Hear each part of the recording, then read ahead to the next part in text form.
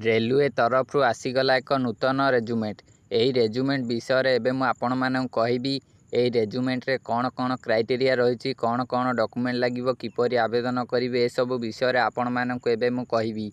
यही रेलवे रे जो जॉब टी आसी हूँ नर्स जॉब।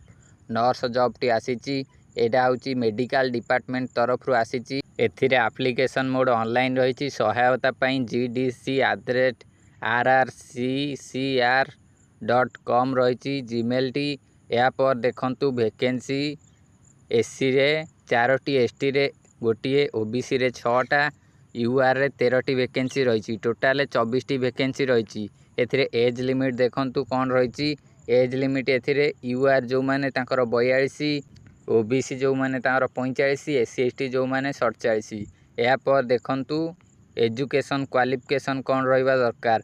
एजुकेशन क्वालिफिकेशन आपणकर कौन रहिबो एठी लिखि देखंतु certificate as register nurse and midwife having pass 3 year course in general nursing and midwifery from a school of nursing और the institution recognised by the Indian nursing council BSc. यह आपणकर qualification होइथिबा दरकार। The council nursing council has also laid down certain special concession. या पर देखंतु आपणकर document सब कौन लागिबो। एथिरे आपणकर डॉक्यूमेंट कौन लागिबो एथिपई आपण माने यार ऑफिशियल नोटिस टी को चेक करंतु। यार ऑफिशियल नोटिस रो लिंक आपण माननकु एई वेबसाइट रे मिलिबो।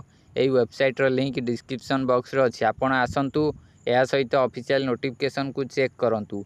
एथिरे एप्लीकेशन स्टार्ट डेट होउची 16/7/2024। एंड डेट होउची 15/8/2024। एक मास पर्यंत एथिरे अप्लाई करा जिवो। आपण एथिरे अप्लाई करि परिबे। एथिरे अप्लाई पई आपनको कोनोसी प्रकार फीस दबाकू पड़िबोनी। नो फीस लेखा जाइछि।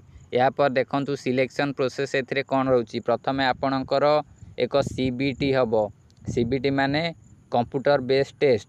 या पर आपणकर एक राइटन एग्जामिनेशन हबो। तापरे document verification and medical examination ए सब हबो। ए देखंतु तळे आपण मानक ऑफिशियल नोटिस टी लेखाई एठी क्लिक हियर ऑप्शन उपरे क्लिक कले आपण जाई ऑफिशियल नोटिस रे पहुंच जिवे।